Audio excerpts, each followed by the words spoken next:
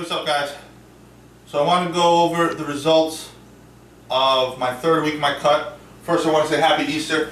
As you can see, this is Easter Sunday, and my mother, she hooks my wife and I up with a huge, I guess it could get bigger, but to me it's huge, a huge basket of candy here, all full of chocolates, M&M's, Hershey eggs, Russell Stover, a Milky Way, bunny ears. And she also gets one for my cats, which I know they're going to appreciate. So before I get into my results, I want to talk to you quickly about my approach to a holiday in the middle of your cut, something like Easter. Guys, it's almost illegal not to eat chocolate on Easter Sunday. You got to do it. And you know what? My view is, these type of events, Easter, Christmas, Thanksgiving, they only come around once a year. Enjoy the time with your family, have a little food. It's not a big deal. Unless you're going to a competition, your diet or your cut and your fat loss and exercise program is not everything in your life. You can have some chocolate. Now, there are ways that you can approach something like Thanksgiving, or in this case Easter, to try to minimize the damage, I guess you could say, you can do to your program and to your progress. So, for example,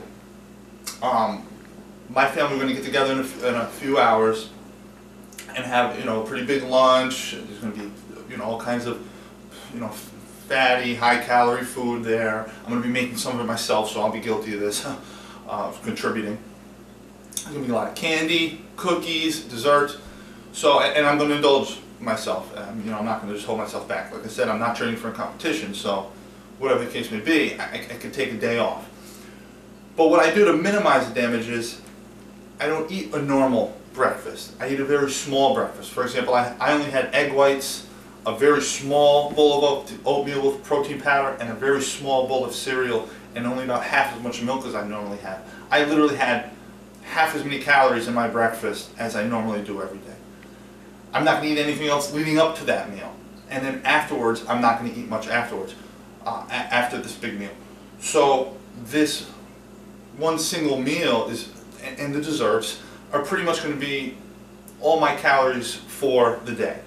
And that's, guys, how you want to approach it. Just make it almost like you're doing an intermittent fast on that day. Just use that big meal as your main source of calories for the day, and just have small amounts of food, especially high in protein. Especially if you're working out, you want to get your protein in every about 3 to 5 hours. So have like maybe a piece of chicken breast later in the night to hold you over, or beforehand if you need something to hold you over, just to get your protein in, just to keep you from being really hungry, and just make that big meal your main source of calories.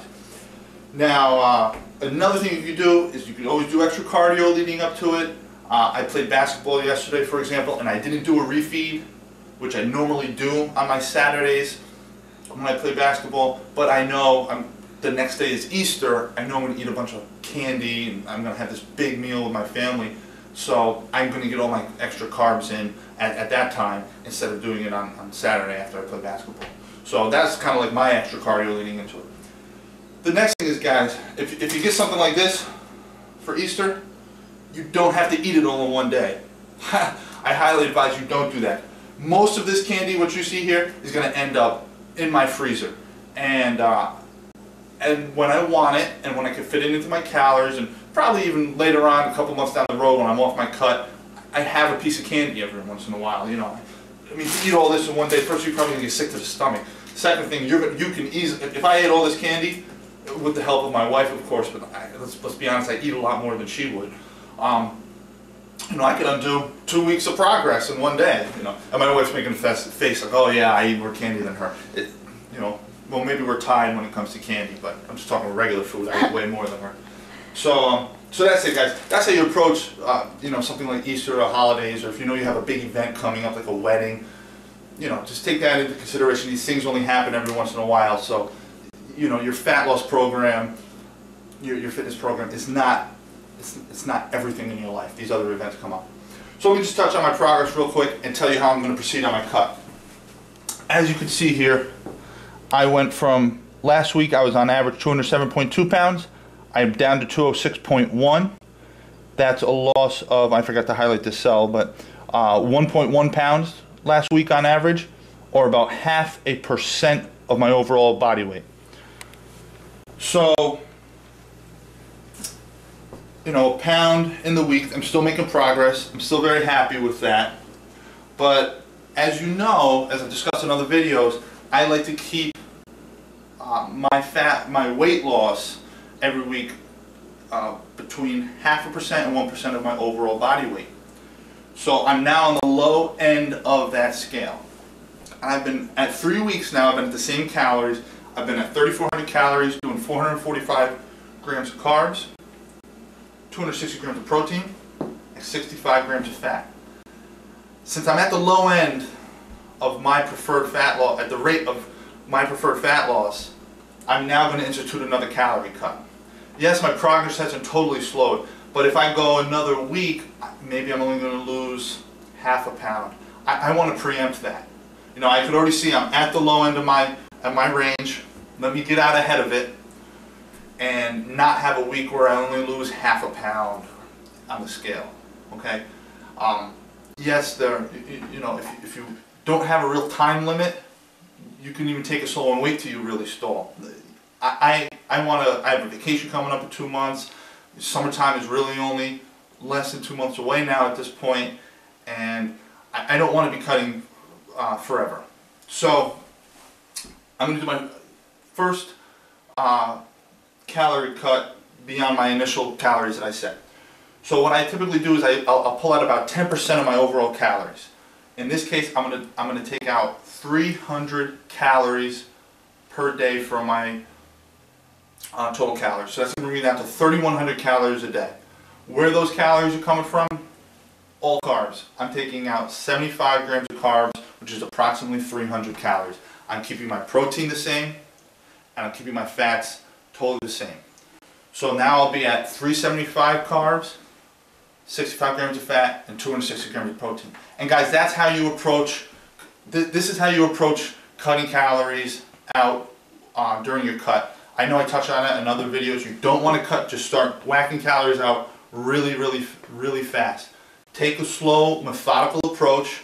Get that 0.5% to 1% fat loss weight loss of your overall weight, and just take it slow. You'll still lose your body fat. You won't hit plateaus, and you're going to preserve a lot more muscle. If I went in there and said, okay, I was coming off my bulk and I was eating about 4,100 calories, if I came in there and said, I'm going straight down to, I'm sorry, my wife's moving the camera around, the cat's scratching her leg.